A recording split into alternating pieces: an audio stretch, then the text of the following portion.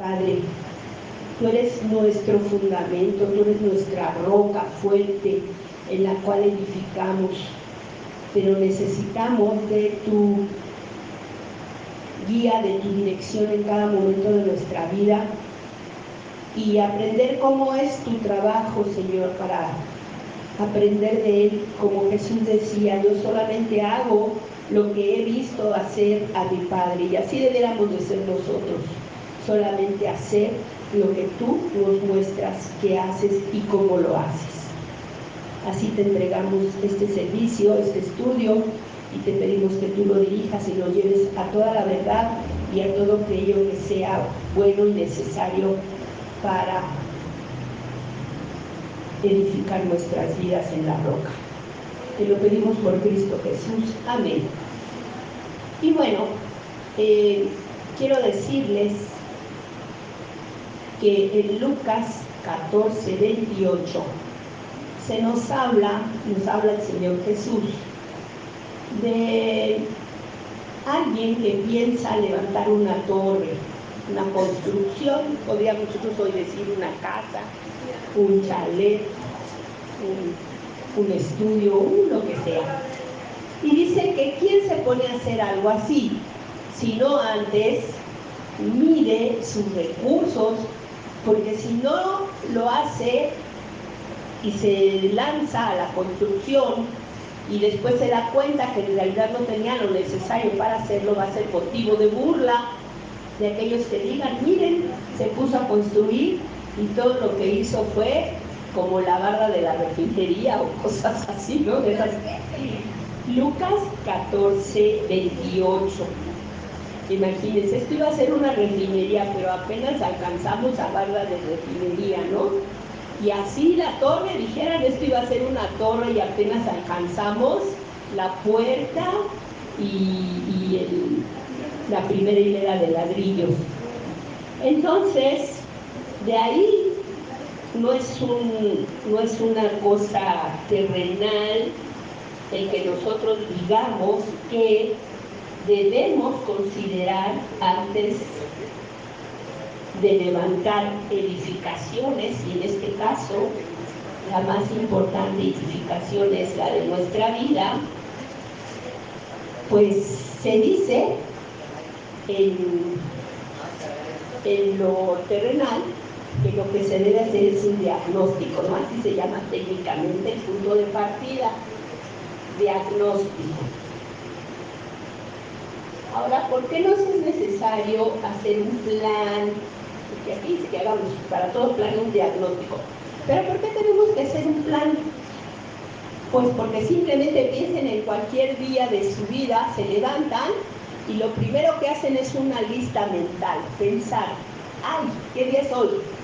Lunes, martes, el día que le toque. ¿Qué tengo que hacer? Ah, hoy es día de ir al súper, de cargar gasolina, tengo cita con fulano y luego una junta y aparte tengo que entregar esto y aparte, y se van haciendo una enorme lista de cosas. Y entonces si resulta que pasear al perro y bañar al perro está en esa lista de cosas y por ahí empezamos nuestro día, no les quiero decir que a lo mejor una hora después ya vamos a ir corriendo porque en vez de bañar al perro lo debemos haber bañado nosotros, y así al hacer las cosas en desorden no obtenemos el mejor resultado y nos perjudicamos a nosotros mismos. Eso se llama priorizar, o sea, establecer prioridades. Esta plática del día de hoy está relacionada con las prioridades. ¿Qué prioridades? Toda clase de prioridades, porque se requiere este plan para la vida secular y mucho más importante para nuestra vida espiritual. Entonces decíamos que el paso número 1 es un diagnóstico.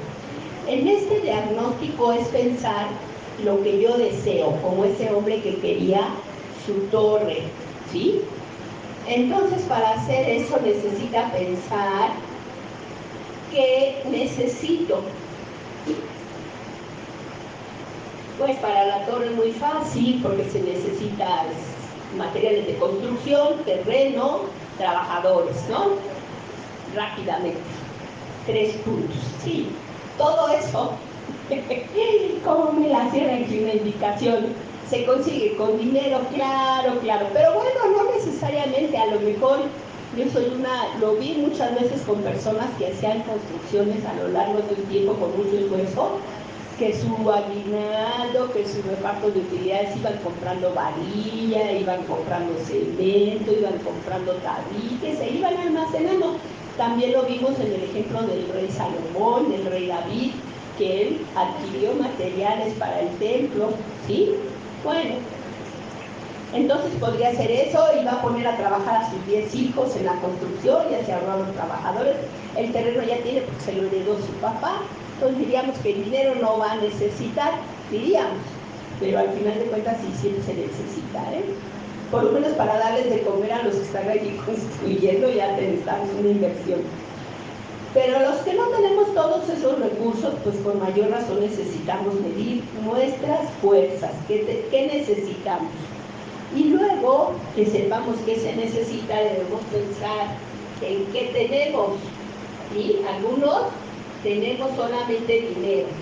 Decía una persona, es tan pobre que solamente tiene mucho dinero, ¿no? Porque el que tiene mucho dinero no es el que es rico en realidad, solamente tiene mucho dinero. Entonces, ¿qué es lo que necesito y qué es lo que tengo? Porque en base a esto se va a generar un orden. A lo mejor lo primero que necesito es ahorrar, a lo mejor ni siquiera tengo el terreno, a lo mejor nada más tengo el deseo, y es bueno, es un punto de partida, pero eso nos va a marcar en qué orden debemos ir jerarquizando lo que nos es necesario, qué es lo que es más accesible que vayamos adquiriendo. A lo mejor yo digo, pues lo más caro sería tal vez el terreno, pero si no tengo terreno, ¿dónde almaceno materiales? No, pues a lo mejor podría más fácil comprar ladrillos una vez, varillas otra vez, pero ¿dónde las guardo si no tengo el terreno? Y así empezamos, sí, también eso. Y aquí en estos tiempos ya se requieren permisos para todo, hasta para respirar. Pero entonces, de esta diagnóstico, del pensar qué necesito y qué tengo, surge el orden. Nosotros sabemos que tenemos un Dios de orden. Afortunadamente, no nos ha dejado así como tristes y desamparados, nos ha mostrado que el orden lleva al conseguimiento de un éxito, ¿sí? Entonces, nosotros podemos ver el orden del Señor en el Génesis capítulo 1. En Génesis 1 vemos que el Señor no hizo primero los animales y luego ahora que comen mis pobres animalitos. No hizo las plantas y dijo, ahora cómo crecen estas, porque hacen su fotosíntesis. No, fue creando cada cosa conforme, previendo lo que iba a hacer el paso siguiente, ¿sí? Así nosotros esa misma lógica debemos de tener, ¿sí? Un orden lógico.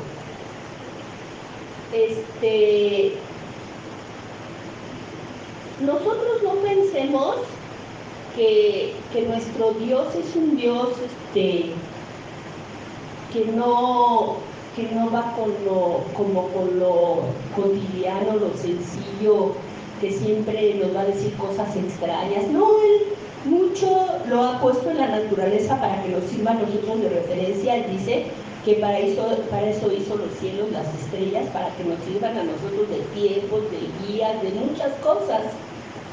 Pero entonces, eso lo aprendemos de nuestro Dios, que Él hace todas las cosas con un orden lógico, pero lo más importante que aprendemos es lo que Jesús nos enseñó en Mateo Ya se la saben, estas con las que iban a impresionar al pastor. ¿Verdad que sí? Con Mateo 6:33. ¿Sí? Yo es de los primeritos que me aprendí. Ahora ya de, sí, les iba a decir, de tantos que me sé señal de bolas, ¿no? ¿Qué pasaría? Dice Mateo 6:33, mas buscad primeramente el reino de Dios y su justicia, y todas estas cosas os serán añadidas. Así es. Entonces, lo primero que tenemos que hacer en nuestra vida, tanto en la secular como en la espiritual, es poner a Dios, su palabra, sus preceptos, sus enseñanzas en primer lugar. Si nosotros hacemos eso, todo lo demás vendrá por añadidura. Entre todo lo demás que vendrá, porque nosotros a veces no sabemos, yo en este tema del día de hoy, yo tenía mucha información, tenía esto, una cita, otra cita, y cómo lo iba a poner, no tenía la menor idea. Pero orando, el Señor me ayudó a poner un orden lógico más o menos a esto para poder presentárselos. Y así toda nuestra vida, el Señor mismo es el que nos va a ir guiando. Entonces les dije que nuestro tema iba a ser de prioridades. Quiero decirles primero, las personales es donde más confusión luego tiene la gente. Yo las voy a presentar, nadie se confiese, pero sí examínese. Vea si sus prioridades están en base a esto que vamos a mostrar el día de hoy. De no ser así, analícelo, busquen la palabra, corroboren que lo que estoy diciendo es así. Entonces nos dice que en primer lugar, arriba de todo lo que debe de estar es Dios. En segundo, siguiente lugar, ¿qué deberá venir?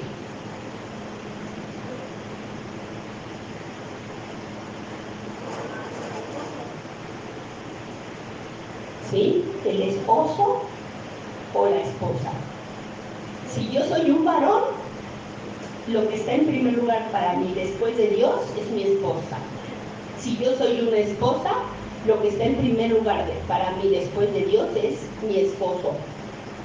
No quiero decirles, pero es muy común ver que para las personas, después de Dios, aún los creyentes, los otros pues todavía más chuecos andan, pero aún los creyentes después de Dios, a veces tienen a los hijos, a veces tienen al trabajo, a veces tienen al juego, al deporte, al gusto, a lo que a ellos les gusta. A veces me llegó a tocar, y es un error, y lo hemos de ver aquí, personas que han entregado a su vida a Cristo y la han entregado con tanto fervor que inmediatamente después de Dios está su iglesia. No, hermanos, no. El Señor tiene algo que es bueno para nosotros, un orden lógico que nos va a llevar a vivir vidas plenas, felices, organizadas, ordenadas. Después de Dios está el esposo para la esposa y la esposa para el esposo. Después, para el uno y el otro están, hay quien dice, los papás. Porque primero conociste madre. No, quisiéramos las abuelitas, ¿verdad? Sería maravilloso, pero no. Después de los esposos están los hijos. ¿Sí? Los hijos, un hijo, una hija, un hijo y una hija, muchos hijos, muchas hijas, muchos hijos e hijas, como sea. Ellos están en el siguiente lugar. Después está nuestra labor. Aquí yo les decía, ¿cómo podemos comprobar que estas prioridades las tenemos así? A lo mejor nuestra esposa se siente muy enferma y se le cargamos al hijo, a la vecina, a la suegra, a ver a quién, porque yo me tengo que ir a trabajar. Yo me voy al trabajo. Que te lleven al médico, ay, me avisan, me mandan un mensajito, ¿cómo estás? Y la mujer, grave. Pero bueno, él tenía que ir al trabajo. ¿Está su esposa en su prioridad correcta? No. Porque sabes que el trabajo, con todo y que tú no faltes ningún día, llegues antes que todos, te vayas después que todos, el día que quieren, te van a votar. ¿Y sabes quién te va a hacer fuerte en ese momento? Tu esposa. Tu esposa es la que va a convivir contigo penas, escasez, como también pues la abundancia, ¿verdad? Entonces, luego la labor, luego los parientes. Aquí en los parientes, qué feo se oye, pero los parientes vienen siendo nuestros progenitores, nuestros tíos, nuestros hermanos en la carne. Ya casi a los primos uno ya casi ni los considera, pero a los padres y a los hermanos, a quienes son muy unidos con sus padres, muy unidos con sus hermanos, pero no pueden estar antes de la labor, porque ahí, por ejemplo, pues el papá ya tiene sus recursos, su casa, su dinero, sus ingresos, y si a mí me corren del trabajo, ¿a poco voy? Papá, ¿te acuerdas que te llega el doctor y me corre? No, entonces hay que tener esas prioridades. Luego vienen los amigos, porque también los amigos tienen un lugar en nuestra vida, pero los amigos no pueden estar antes que la labor, los amigos no pueden estar antes que los hijos, los amigos no pueden estar antes que el esposo, que la esposa. También tienen un lugar, pero ahí tienen su lugar. Y no quisiera decirlo, quizá a muchos nos va a sorprender, pero después de todas estas prioridades está la iglesia. Aunque para nosotros es de vital importancia venir a congregarnos cada domingo, no voy a venir el domingo y a dejar a mi esposo o a mi esposa con un dolor clavado en la cama, porque el domingo tengo que ir a la iglesia, tengo que ir a la congregación. Entonces, no existe eso, no se puede. Ahora, dentro de la misma congregación también tenemos un orden quizá para muchos va a ser un poco novedoso saber que aquí un lugar para cada cosa y cada cosa en su lugar. Tenemos que en la congregación el primer puesto, bueno, igual que en todos los otros, tenemos a Dios, que es el que rige a todos y cada uno. Pero ya en la organización de la congregación, primeramente tenemos al pastor principal. Al final, les pido que me recuerden si se me llega a pasar un comentario que les quiero hacer respecto a nuestro pastor principal. Luego tenemos que aquí solamente tenemos un pastor auxiliar, pero hay lugares donde hay muchos pastores auxiliares. Ellos van inmediatamente bajo la autoridad.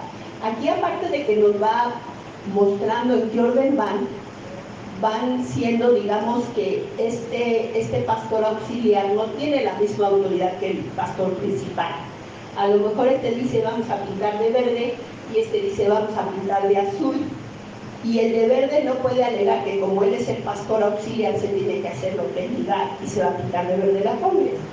La prioridad la tiene sobre la autoridad, las decisiones, las elecciones, las responsabilidades y demás, pues el pastor principal, luego el pastor auxiliar, luego el copastor. Este copastor significa que es un pastor que está empezando a fortalecerse, a crear su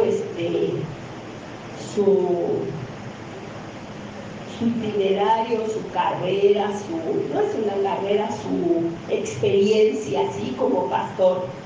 Luego, en la mayoría de las iglesias hay muchos líderes de diferentes ministerios. Estos líderes normalmente van después de todos los pastores, de toda clase de pastores que haya. A veces se delegan, tú este líder te vas a encargar, tú de este líder y tú te encargas de este líder, ¿sí?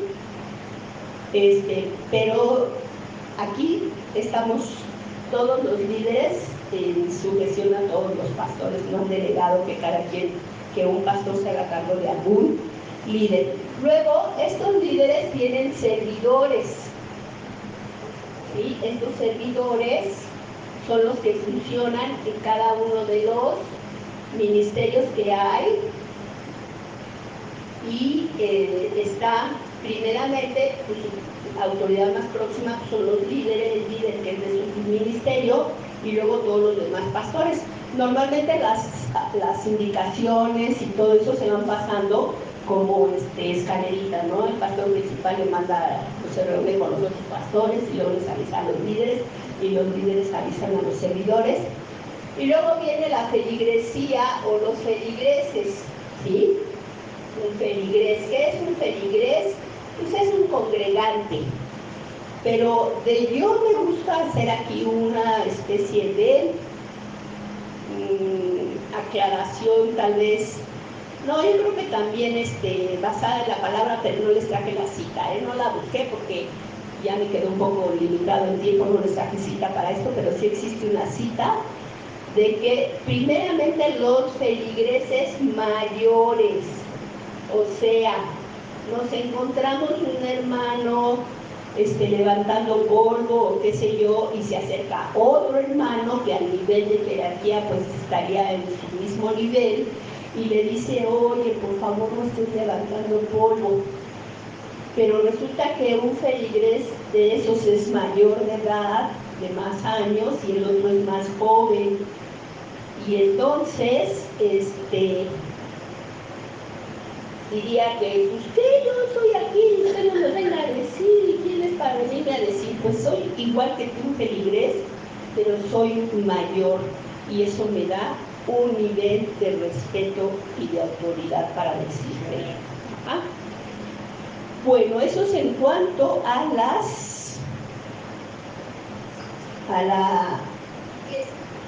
pues se llaman como organigrama, ¿no? Cómo funciona el orden de autoridades dentro de la congregación. Y luego iríamos a una lectura que les recomiendo, que es muy útil, no es muy grata, pero es muy útil, que se encuentra en, voy a cambiar de color para que se vea un poquito, aunque mis otros colores no están tan poderosos. Esta se encuentra en Efesios, el libro de los Efesios, 2 capítulos, el capítulo 5 y el capítulo 6. Nos habla bastante de nuestra vida familiar.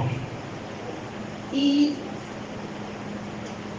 en Efesios 5, 15, antes del 15 nos habla de cosas que no son buenas en la casa, en la familia, embriagarse, hablar con malas palabras, todo eso.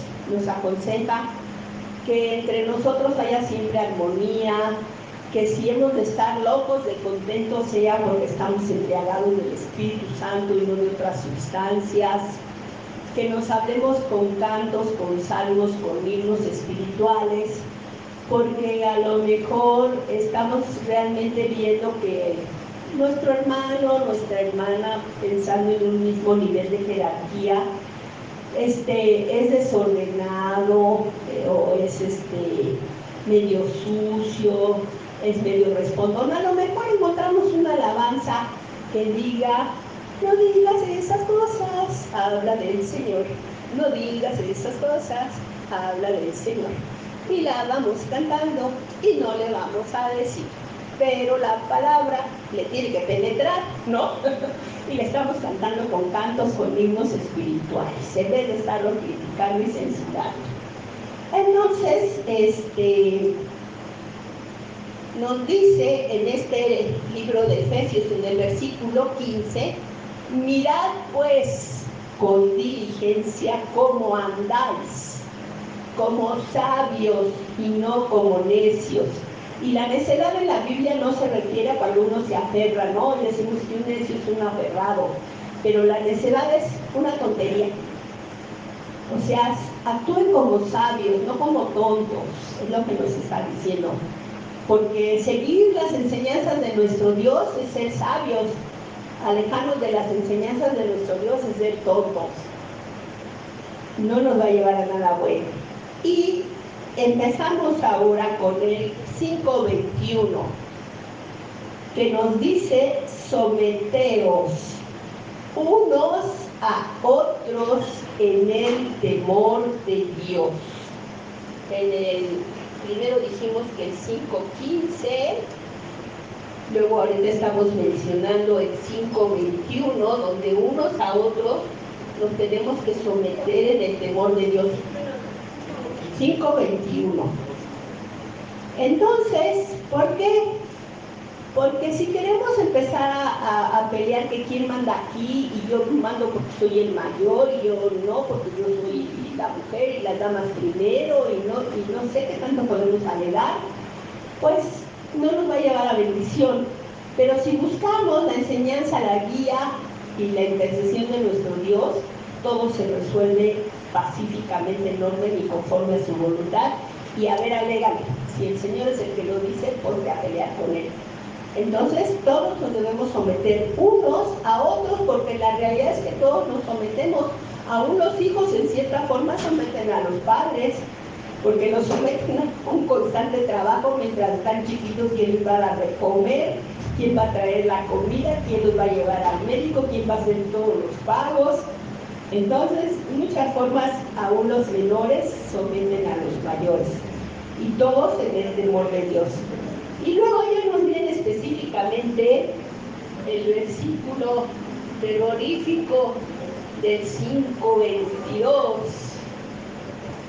donde dice: las casadas estén sujetas a sus maridos. También yo, sí, también yo. Por eso dije que era terrorífico, si no, no me lo ibas a ver. Entonces, las casadas estén sujetas a sus maridos. Cuando el mundo nos educa en un poco de independencia, de igualdad y de muchas cosas que las leyes terrenales nos dan y que son muy buenas y que qué bueno que existen, pero cuando el Señor es el que verdaderamente nos gobierna, no necesitaríamos las leyes terrenales. Las necesitamos porque no nos sometemos a la ley de Dios. Porque Dios nos dice: nada más ama a tu prójimo como a ti mismo. Si mi prójimo, que es mi esposo, me amara como a sí mismo, en vez de estar pensando que se va a comprar unos zapatos Gucci, estaría pensando que me los va a comprar a mí, ¿no? O de perdida un par y un par. Escoge tus Gucci que yo voy por los míos, ¿no? Entonces, pero bueno, el Señor nos dice, y es bueno aprender a someternos a las autoridades, conocer los órdenes que Dios ha dispuesto y tener en cuenta que están puestos para nuestra protección. El hacer la voluntad del Señor es como un paraguas. Quien está bajo la voluntad de Dios está bajo su protección. Vienen dardos del maligno, pero no dan porque la protección del Señor nos lo evita. Pero quien se sale de la obediencia queda fuera, y así como le caen los granizos, la lluvia, y los caen también los dardos de fuego. Entonces, el Señor pone esas autoridades para que estemos protegidos. Y a mí me gusta mucho cuando a veces unos varones, como saben, 5:22, apenas empezamos a querer alzar las cejas y ya nos están diciendo Efesios 5:22, y yo les digo: ¡ay, me encanta que me saquen la Biblia! Porque cuando sale Efesios 5:22, ahí viene enseguidita el 5:26. 5:26, donde dice, 5:25, el varón sí se lo sabe, con eso lo traen. Es que primero es el 22, ¿no? Y después el 25. Exactamente, sí. Yo aquí estaba viendo, tengo un 6 por ahí bailando, pero sí, de todos modos dice lo mismo. Y entonces dice, maridos, amad a vuestras mujeres como Cristo amó a su iglesia. Y ya no les digo lo que sigue, dice que se entregó a sí mismo por ella. ¿Sí? Entonces sí, es muy bonito sujetarse a un varón que te ama como Cristo amó a su iglesia. Sí, es bonito. Y luego a los hijos les viene el 6:1 que dice, hijos, obedeced en el Señor a vuestros padres. Ahora vamos a despedirnos de este estudio dando gracias a nuestro Padre. Precioso Padre, te damos gracias porque tú nos permites aprender que para todo hay un orden y tú nos muestras cuál es ese orden. Permite que saquemos beneficio, ventaja de este conocimiento que traiga paz a nuestras vidas. Te lo pedimos, te lo rogamos por Cristo Jesús. Amén.